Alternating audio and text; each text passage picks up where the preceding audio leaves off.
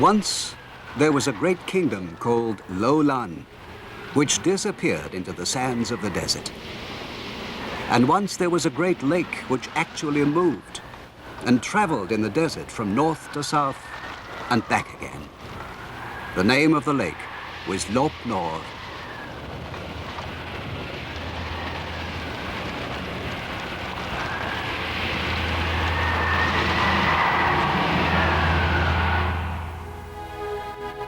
Both these places, Lop Nor and Lo-Lan, the kingdom that once flourished on its banks, was somewhere near the eastern tip of the Taklamakan Desert in the heart of Asia. No other places on the long Silk Road are as mysterious as these two. It seemed impossible that a lake could really move, or impossible to unveil the mystery of Lo-Lan. To the east, Chang'an; to the west, Persia and Rome; to the south, India. All these places were drawn closer by the Silk Road. The bells of the caravans tinkled, and silk and porcelain traveled westwards, Buddhism and Christianity eastwards.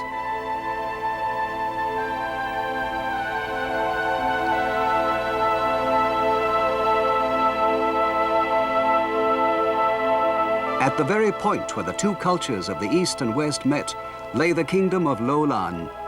The ancient cities of Yangguan and New Menguan, somewhere near Lo-Lan, are 2,000 kilometers or 1,200 miles west of the modern city of Xi'an. The desert area west of here is used by the Chinese army as a testing ground for atomic and hydrogen bombs, so of course it's top secret. This is an aerial photograph of Lop Nor, shaped like an ear, and of the ancient kingdom of Lo-Lan. But photographs like this, taken from an altitude of 900 kilometers or 500 miles, tell us nothing about the past.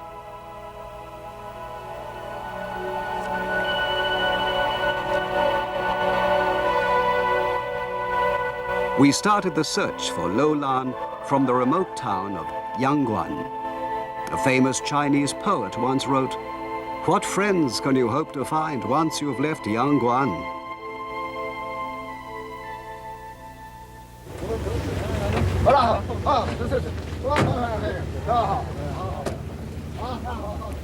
Our party consisted of 18 people, including soldiers, doctors, and various assistants.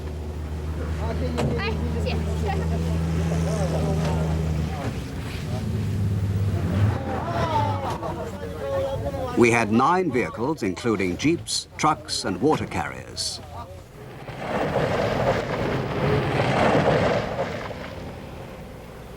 It was to be the first journey of exploration from Yangguan to Lo-Lan since the Sino-Swedish expedition of 1934, almost half a century ago.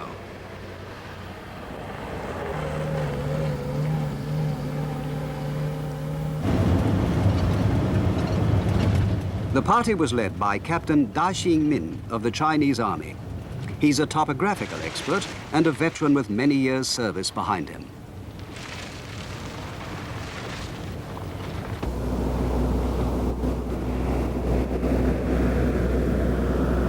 The Silk Road is now submerged by the desert. In fact, it's no longer a proper road at all, just a line on a map.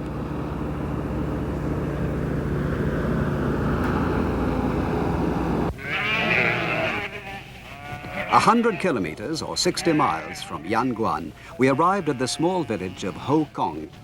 It's really a small village. In fact, its population was only 2. They were very surprised to see us and gave us a warm welcome, as we were their first visitors for 6 months. They lead a tranquil life, alone in the village, looking after sheep from dawn till dusk. They spin the raw wool into yarn and weave the yarn into cloth.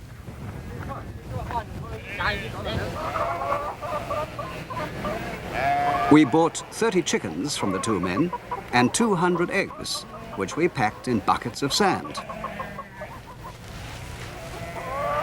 According to the 2 villagers, this is the best way to keep them from being broken on the journey.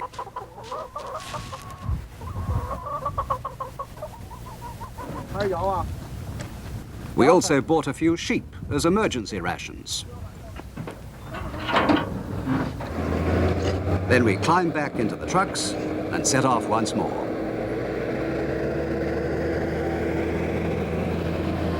Those two were the last people we saw on our way to Lo Lan.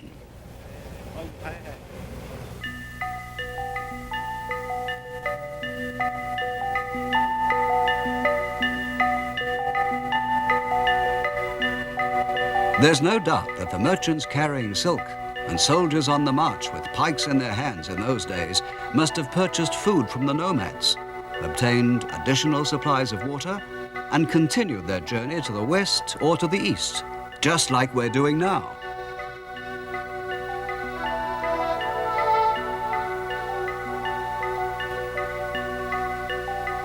In his book, Marco Polo wrote, "The desert is so vast that it would take a year or more to cross the whole of it on camelback. Even at the narrowest place, it would take a month. All that's to be seen are mountains and valleys in the sand, and not the smallest sign of anything to eat."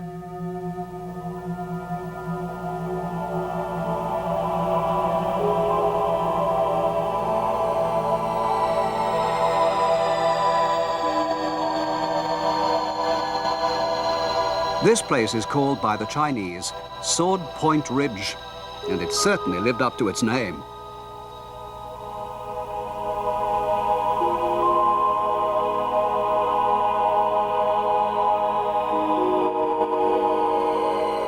One of the swords punctured a tire.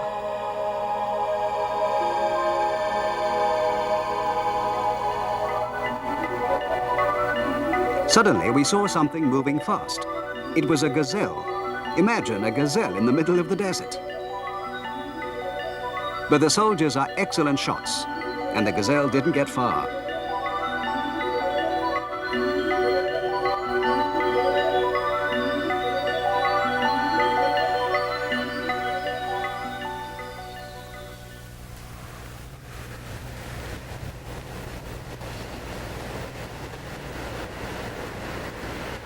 That day, we pitched camp in the shelter of a sand dune, where we'd be safe from the everlasting northwest wind. It was the third camp since we'd left Yangguan, now about 200 kilometers or 120 miles away.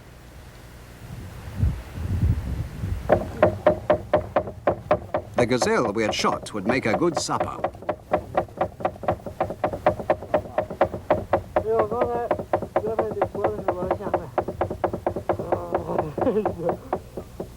Everyone set to, under the direction of the army cook, who was elected head chef.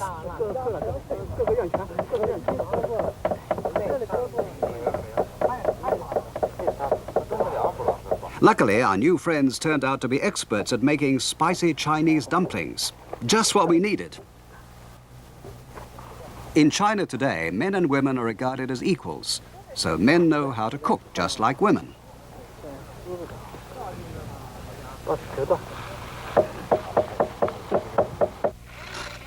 We had to use a hand-powered generator to make contact with base.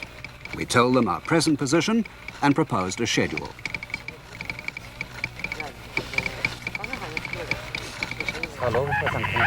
We had to do all this because the Silk Road here passes through a secure military area.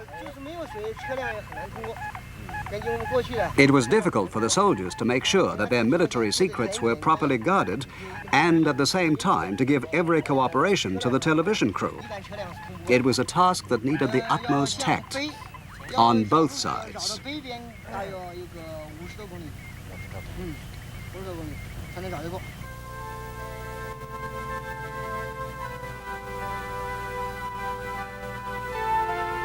How many thousands or tens of thousands or hundreds of thousands of years passed before all these magnificent formations in the desert achieved the contours they have today?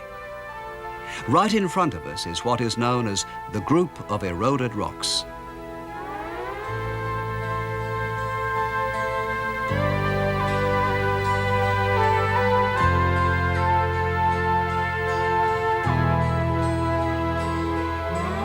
A work of art that nature has created with such painstaking effort. A member of the TV coverage team named this the Sphinx of the Taklamakan Desert. while another member called it the guardian deity of the kingdom of Lo Lan.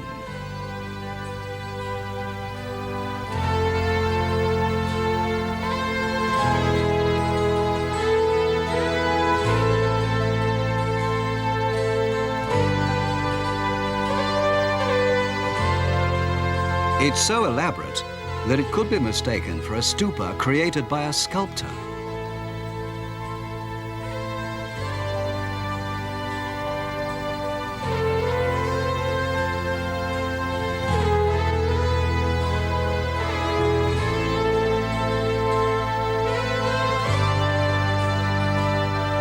And look at this huge circular mansion that conjures up visions of the dwelling place of a god.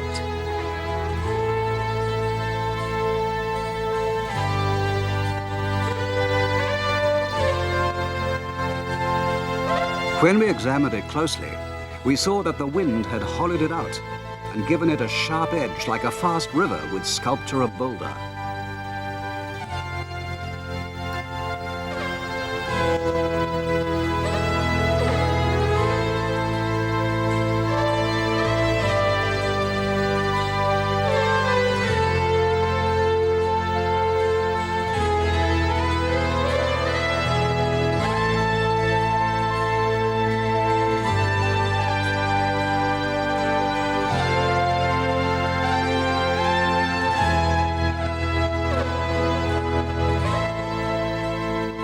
This enormous mesa-like rock measures 80 kilometers by 40, or 50 miles by 25. Our Chinese cameraman called it Da Shanghai, the great city, because the vertical boulders look like huge buildings with streets between.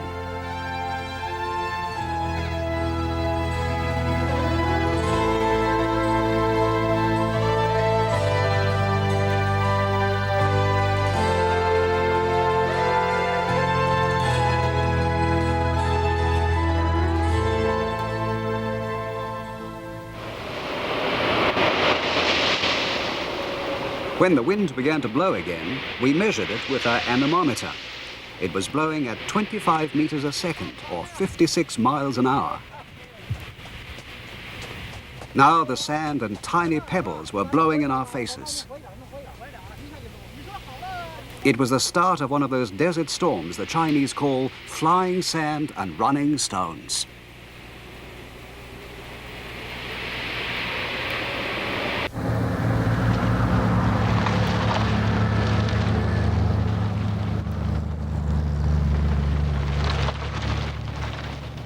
Our cameraman was keeping a diary.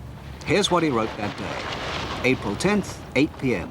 Temperature, -2 degrees Celsius, 27 degrees Fahrenheit. Weather, light snow. Since setting out this morning, we've covered 139 kilometers, or 90 miles. Men and vehicles have both been pushed to the limit.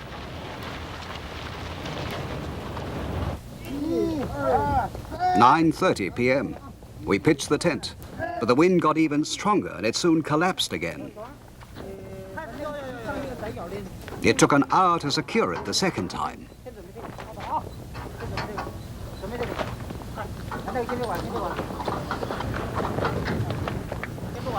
10:30 p.m. Still no supper.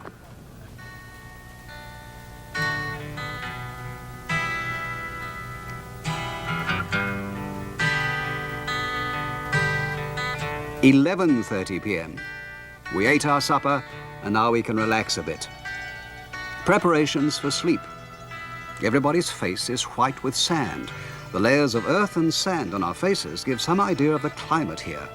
We haven't been able to wash our faces or clean our teeth for several days.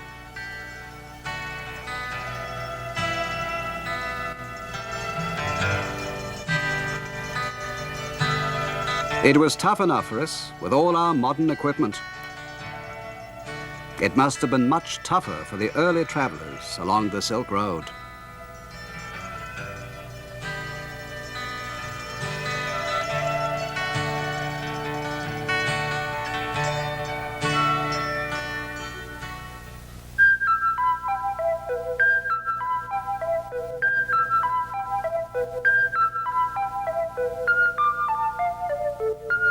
Almost 1600 years ago, a Chinese monk called Fa Xian traveled westwards along this same route.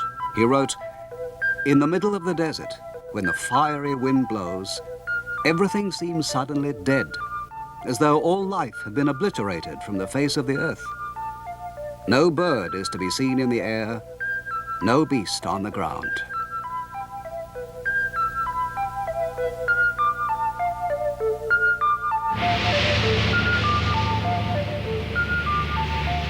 At the beginning of the 20th century, the explorer Aurel Stein undertook an expedition here. He wrote, "We are now about to enter a part of the world where there is no vestige of animal life, and doubtless none has been since the beginning of time. When I passed the shriveled white stump of a lone tree that had fallen on the rock-salt ground, I had the feeling of passing from a country where life still resisted death into a waste where the very notion of life itself had been extinguished."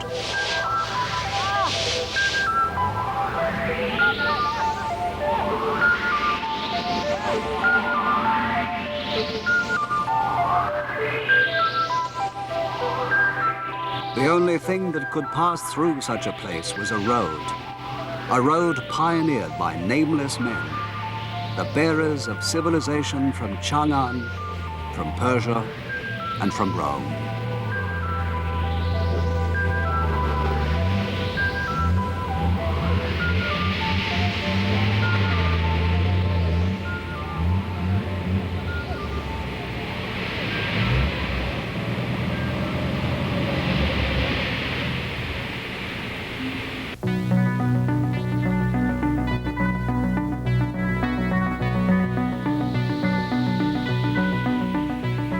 In front of us now was a desert which is called the Mounds of the White Dragon.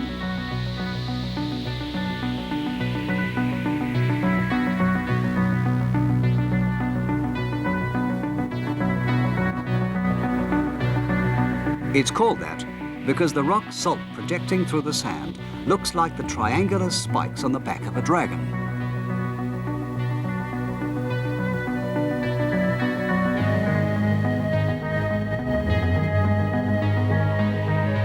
The Chinese tell an old legend about how these mounds originated. Once there was a great kingdom here ruled by a wicked tyrant.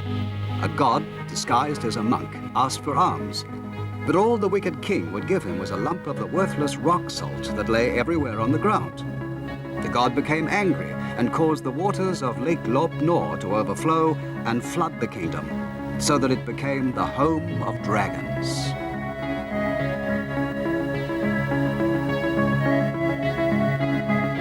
The mounds of the White Dragon are as white as fine silk, but to the Chinese, white is the color of mourning, and the travelers along the Silk Road feared the mounds as a world of the dead.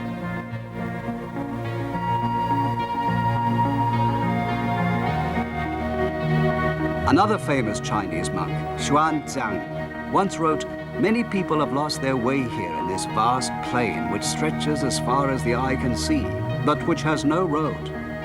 Wherever you look, you can see human skeletons marking the way. Because there is no water, nothing can grow here. And when the fiery wind blows, one is immediately plagued by sickness. Sometimes you can hear ghostly voices moaning and crying. But if you follow them, you soon get lost, tricked by the wiles of a demon."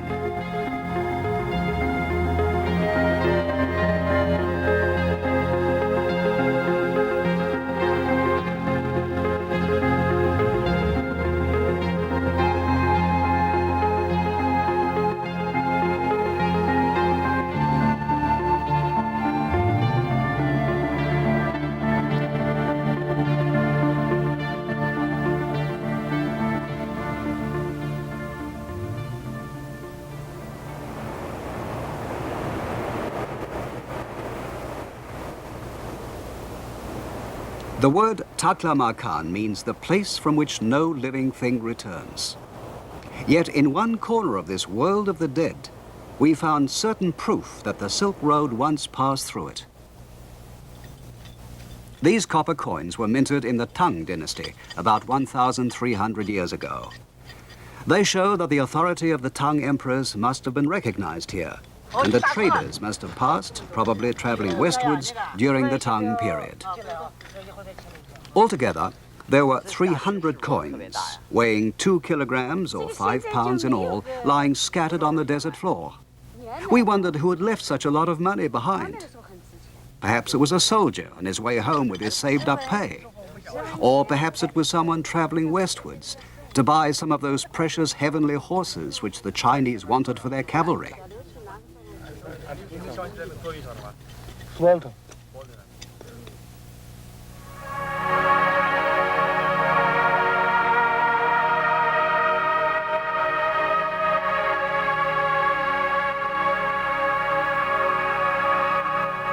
Our position was now 40 degrees 30 minutes north, 90 degrees 30 minutes east. And by now, Lop Nor should be in sight. However, there seemed to be no sign of it. Yet on the map, a blue speck marked it plainly. It was surely not possible to miss a lake more than 100 kilometers in diameter or 60 miles. The Swedish explorer Hedin once called Lop Nor the Wandering Lake. Perhaps it had wandered again.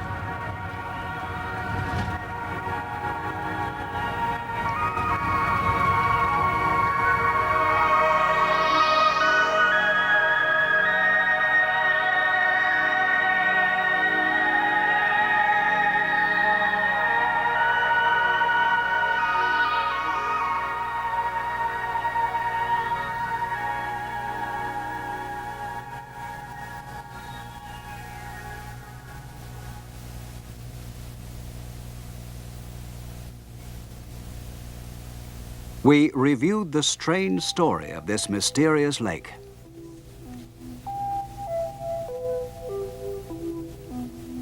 The first mention of Lop Nor is in a Chinese history book, the famous Han Chronicles, written more than 2,000 years ago. It says, "The kingdom called Lo Lan lies on the banks of a salt marsh." This is obviously a reference to the salt water of Lop Nor, which was important to the Chinese from early times, because, as the chronicles explain, the salt marsh is the source of the Yellow River.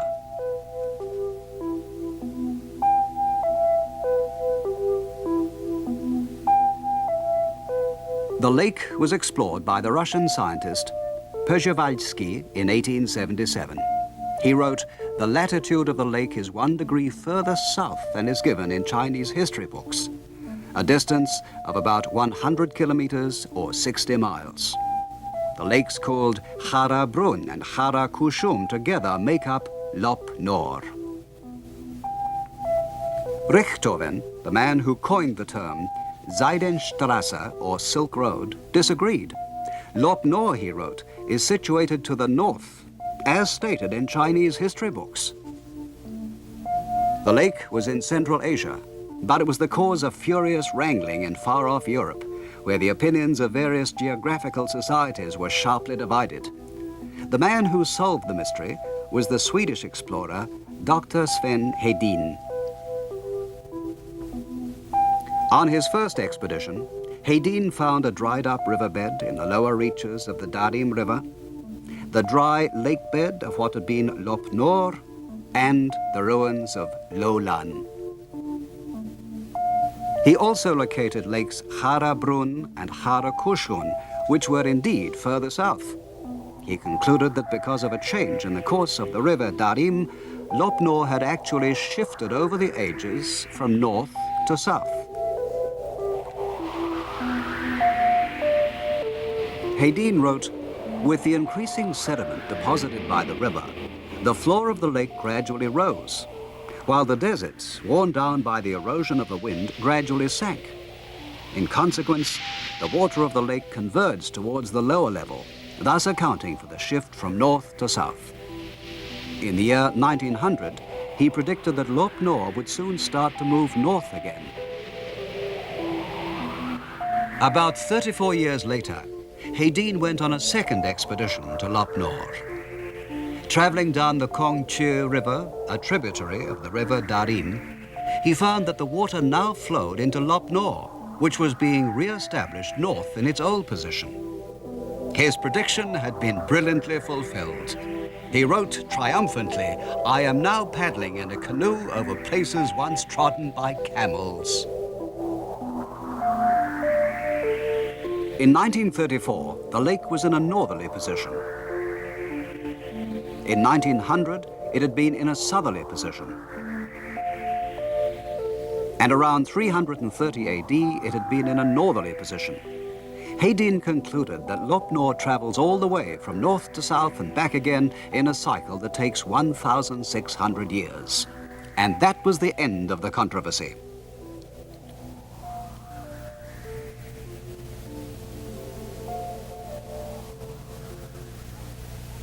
But we were now at 40 degrees, 30 minutes north, 90 degrees, 30 minutes east. According to Hedin's theory, we ought to be able to see a lake brimming with salt water.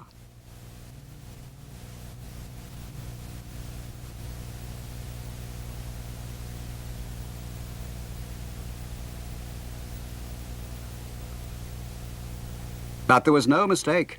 Scratching the surface of the desert, we found rock salt. 在南北。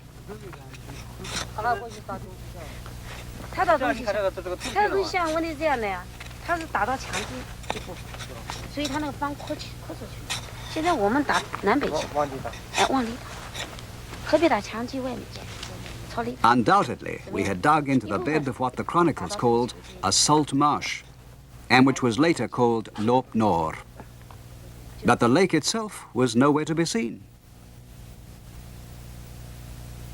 相对高度，绝对高度。不行不行，它测不出来。咋测不出来？测相对高度。它相对高度就是它可以。 According to the map made from satellite pictures, there was now a dam on the upper reaches of the Darim River. Perhaps this is the reason water no longer flowed into the lake. 相对高度可以。我这个麻将机的高度测不出来。这个地方的高度啊，现在是1046，1046，拿这个海度。 We had a helicopter supplied by the Chinese army, and we used it to search along the Darim River and the upper reaches of the Kongche.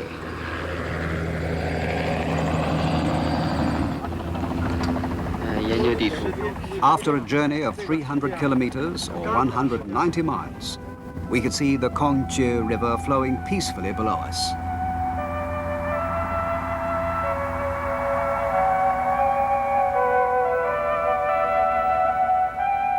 The source of the Kongche is the melting snow in the far-off Tian Shan Mountains. Most of this melted snow flows eastwards through the Taklamakan Desert, and among the tributaries of the Darim River, the largest amount of water is borne by the Kongche towards Lop Nor.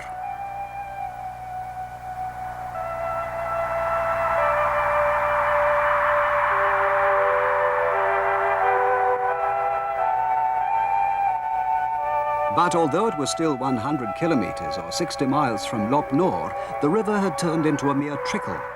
And before they could arrive at the lake, both rivers had completely dried up.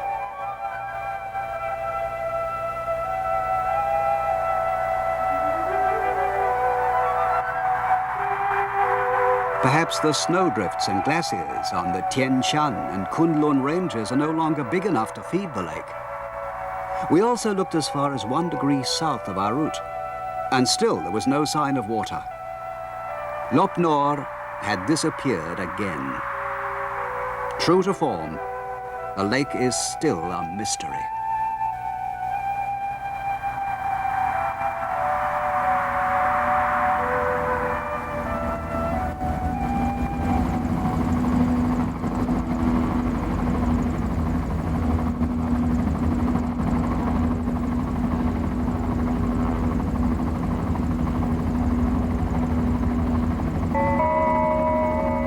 "18 days after leaving Yangguan, we had our first glimpse of the ruins of Loulan, the ancient kingdom that had once flourished on the banks of the Salt Marsh.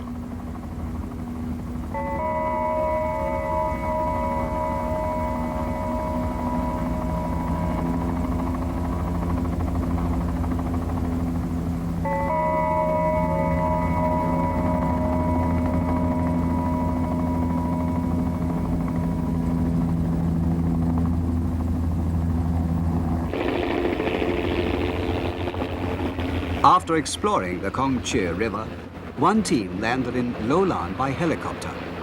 They were met by the other party, which had already arrived.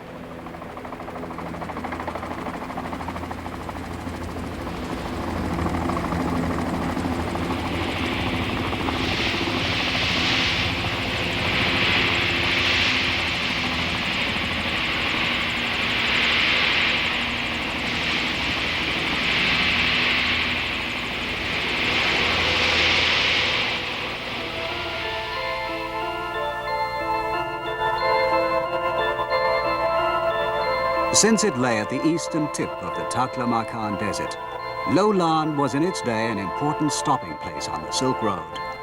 Because of this and because of its great prosperity, it was a constant scene of battle between the Chinese and the Huns.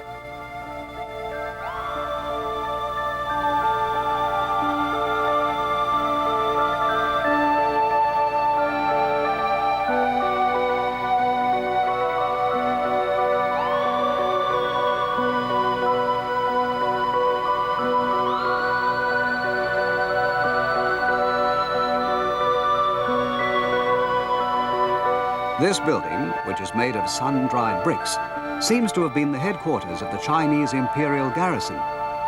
It was said at the time that whoever controlled Loulan controlled the whole of the Silk Road.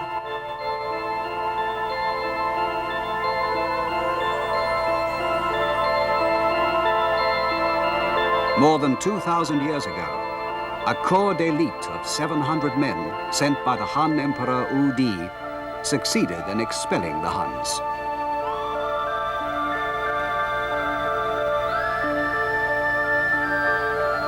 In those days, many of the Chinese soldiers stationed in Loulan were living very far from their wives and children, for this was a remote frontier.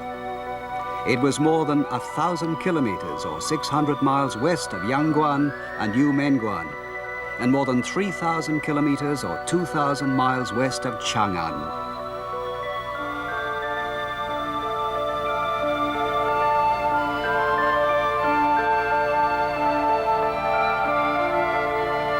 A famous Chinese poet, Sen Chan, wrote about the loneliness of the soldiers and how they longed for home in China.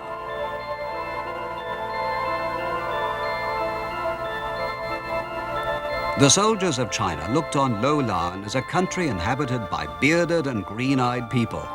In other words, foreigners. When they heard the sad sound of the flute played by one of these foreigners, the soldiers of China must have thought of their mothers and wives and longed to be home.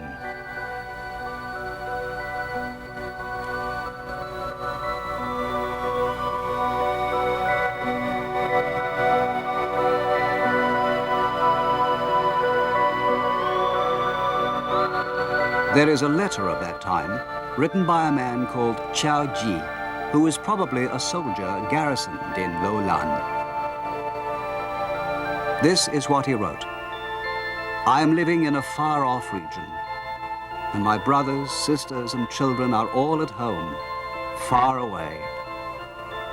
I'm afraid the children might not be getting enough to eat or clothes to wear.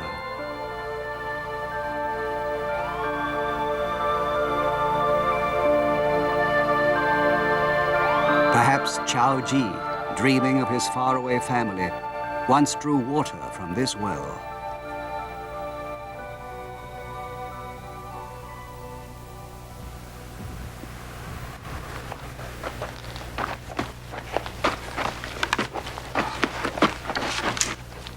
According to the experts of the Xinjiang Archaeological Institute, these houses, built with the wood of the toklak tree or giant poplar, were the palaces of great aristocrats or of senior officials.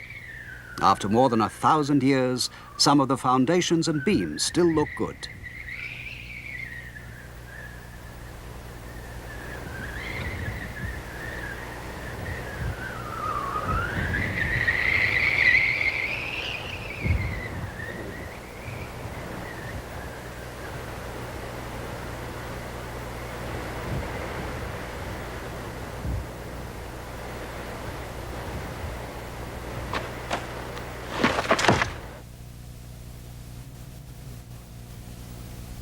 This Buddhist stupa, or primitive pagoda, was unusually high, for Lo Lan was a great Buddhist stronghold. The historian Fa Xian says there are no less than 4,000 monks here, a quarter of the entire population.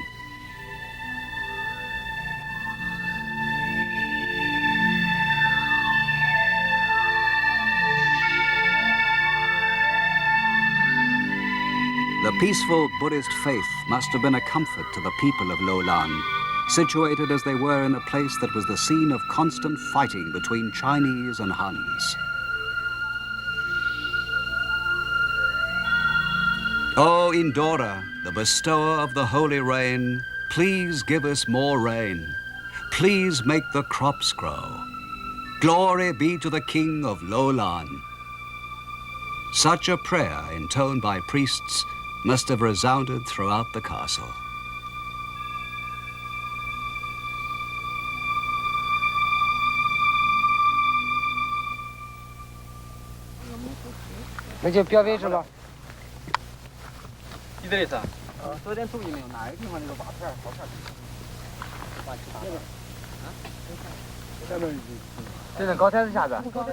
Scientists from the Xinjiang Archaeological Institute who came with us worked at identifying the treasures they'd found until late at night. For there are many questions still unanswered. When was Lo Lan first built? When did Buddhism arrive? When did Christianity come? And when did silk first pass through here on its way westwards?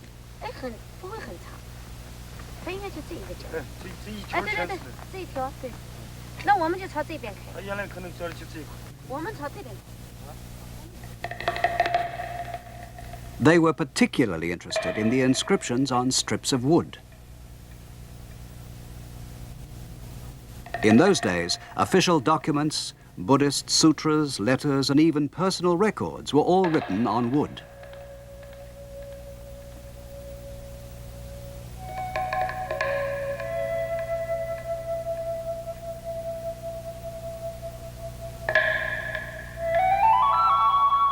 An archaeologist explains this may be part of a loom.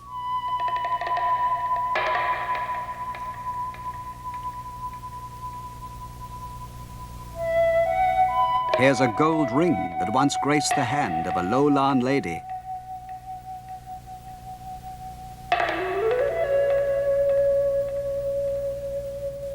This is a glass bead brought from Persia along the Silk Road.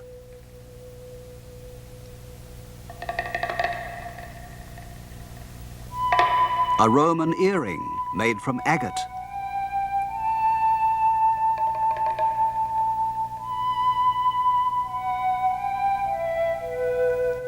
And a bronze coin from the Kushan dynasty in what today is Pakistan. All these things excavated here make it clear that Lo Lan was a very important place on the Silk Road, an oasis in the desert where the cultures of East and West were mingled.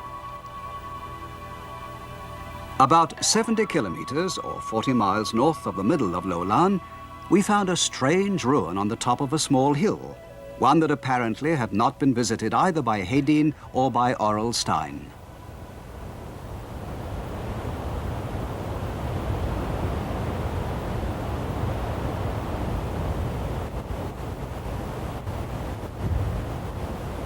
Posts made of toklak wood had been driven into the ground, outlining elliptical areas.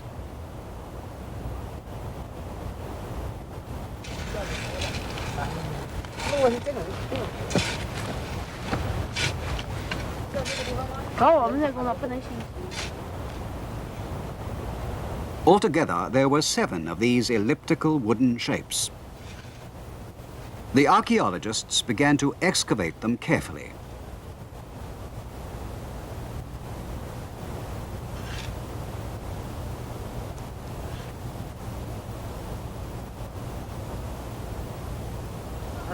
Their shape suggested that they had been designed to protect something inside, perhaps from floods.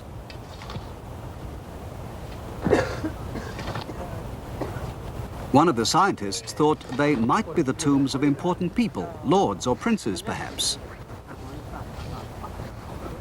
挺大了，你这。这里简直就是好像啊，好像躲到草里面啥么东西。那还正好是黄皮了。 The posts were more than 20 centimeters or 8 inches in diameter and had been driven 4 meters or 12 feet into the ground. We all watched, fascinated to see a grave opened after 2,000 years.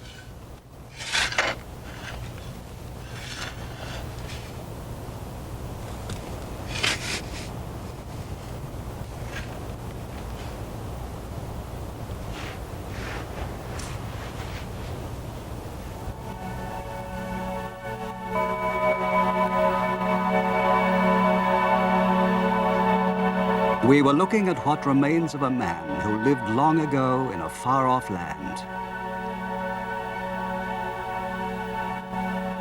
He had had excellent teeth and a well-developed physique with long legs.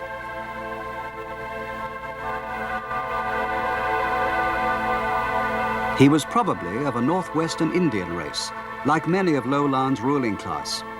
Perhaps he was even one of Lowland's kings.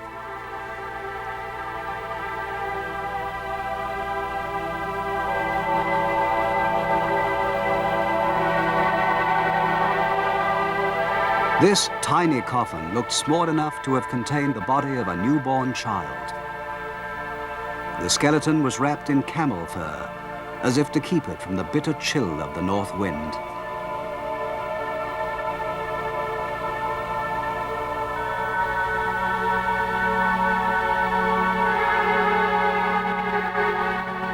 Inside, near the child's head, was a basket containing provisions for the soul.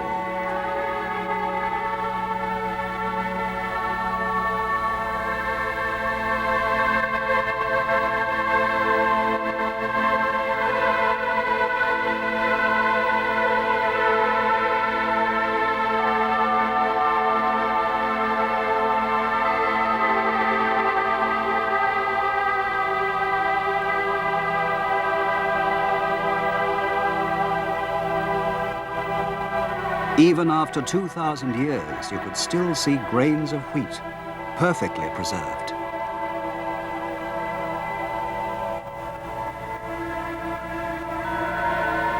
The base of the coffin looked like the hull of a boat.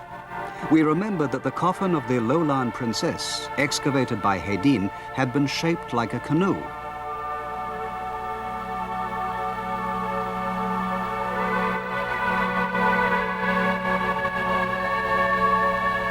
With a store of wheat, wearing fur boots and camel hair blanket, this child once set out on the long journey to the other world.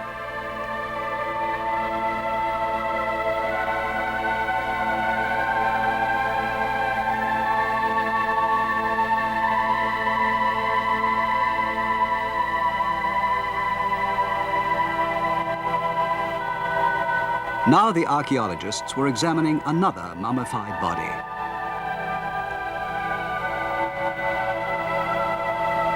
Because the climate is so dry, the body, which was about 155 centimeters tall or 5 feet, was superbly preserved.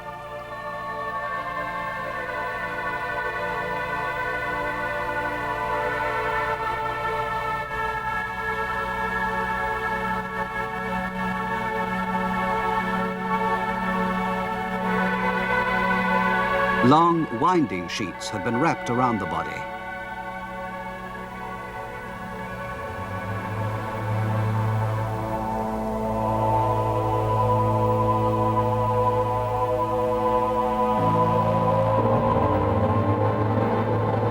Dressed in such gorgeous silk, this must be the remains of a noble lady.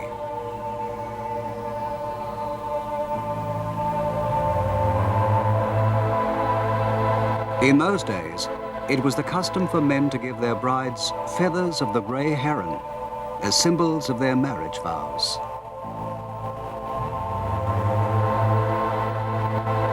Perhaps the feathers in the hair of this mummy had been placed there by her husband, a sign of eternal love.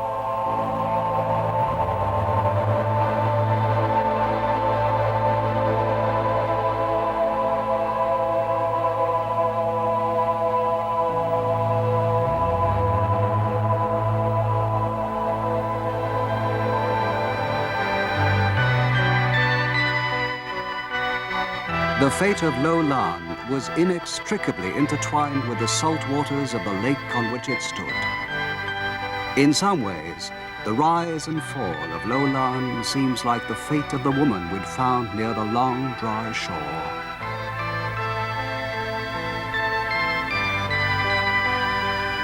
Lo Lan is again covered by a whirling sandstorm and settles once more into timeless sleep.